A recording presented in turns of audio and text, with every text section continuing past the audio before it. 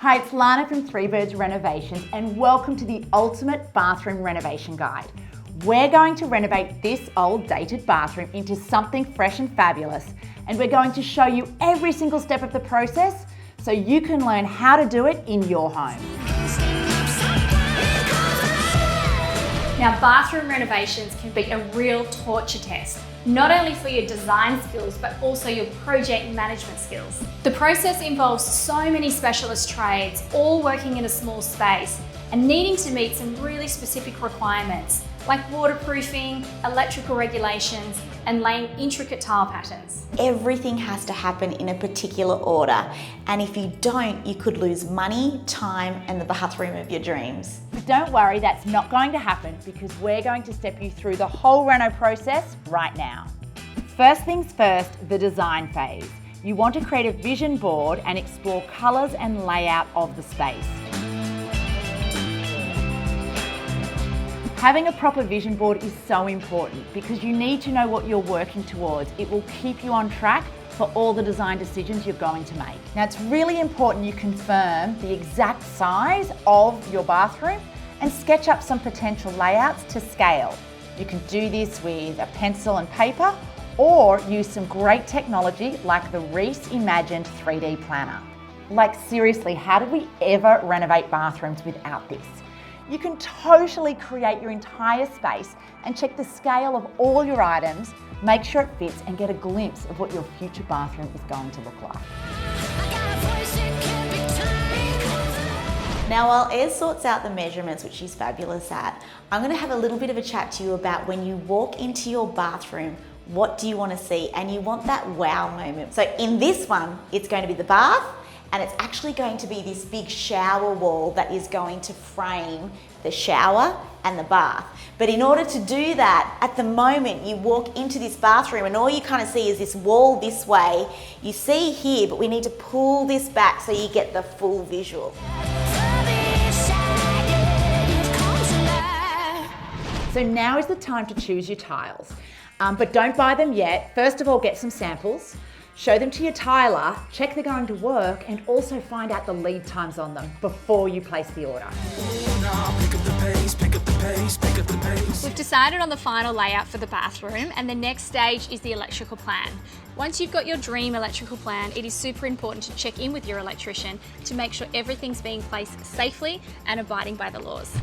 Now that we've got a list of all the fixtures and fittings we want to use in the space, and you've checked everything with the Reese 3D floor planner to make sure it all works perfectly with the scale of the bathroom, we will be sharing all these product choices in our brief to the builder, plumber, tiler, and electrician. Depending on the magnitude of your bathroom reno, you'll likely need to demolish parts, if not all, of your existing bathroom. Before doing this, you must have the material behind your walls tested by a qualified professional to determine if there is any asbestos present. If there is, it will need to be removed by a licensed asbestos removalist.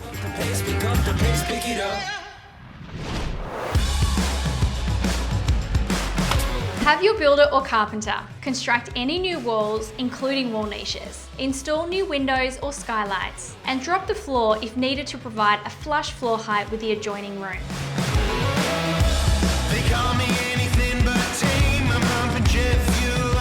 Meet with your plumber and tiler together on site to discuss the layout details. This includes every fixture, fitting, where the floor will fall to waste, what waste types you'll be using, and your desired tile layout.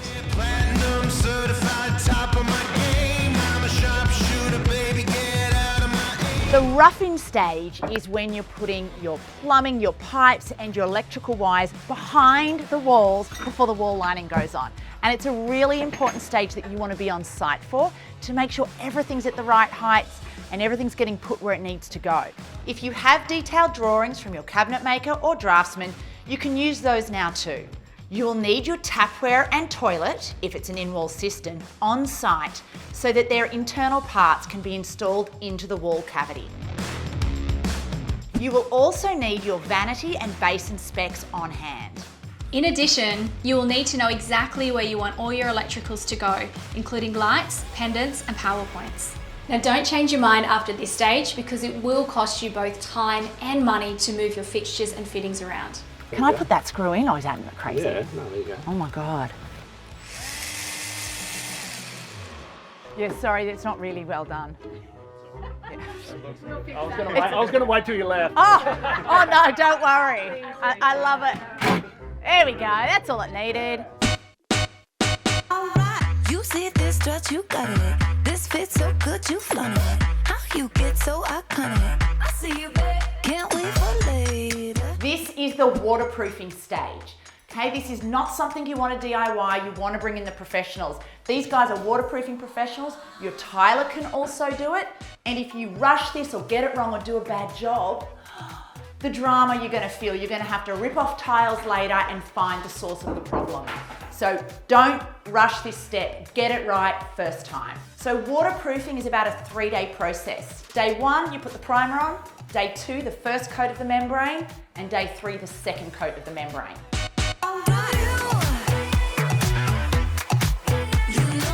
Your tiler will screed the floor. That's the sand and cement bed that needs to be installed prior to tiling.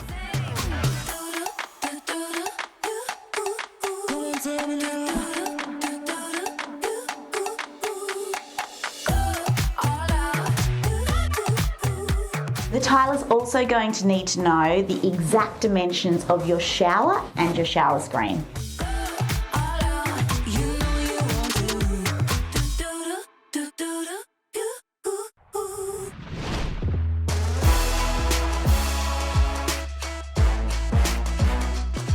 Instead of a glass shower screen for the shower recess over here, we've gone with a fixed wall. It's a real feature of this bathroom.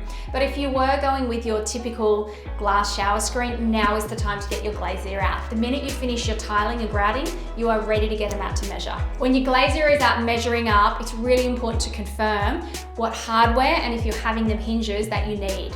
The color and the style can really impact the final look of your bathroom.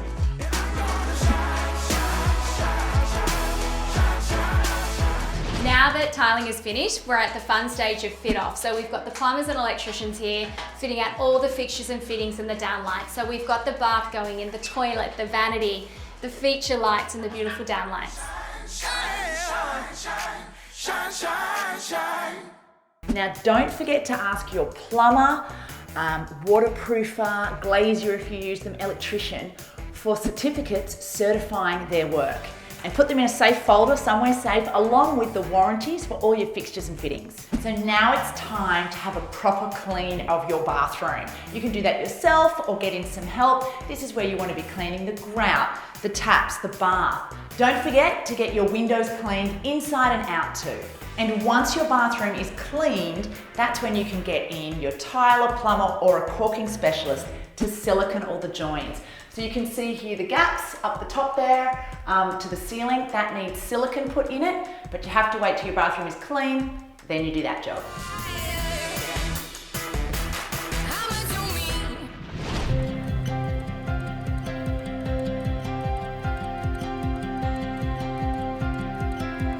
Oh my gosh. This is the first time I'm seeing this bathroom styled. I know when Bon has finished styling a space because I can smell it. I can smell her signature scent with these beautiful Okoye candles. Bon's styling is not just beautiful, it's very clever. I have noticed that the gorgeous peekapoo toilet paper here, the wrapping is matching the artwork in the other corner of the room. Now that's pulling the room together. Who would have thought you could do that with toilet paper?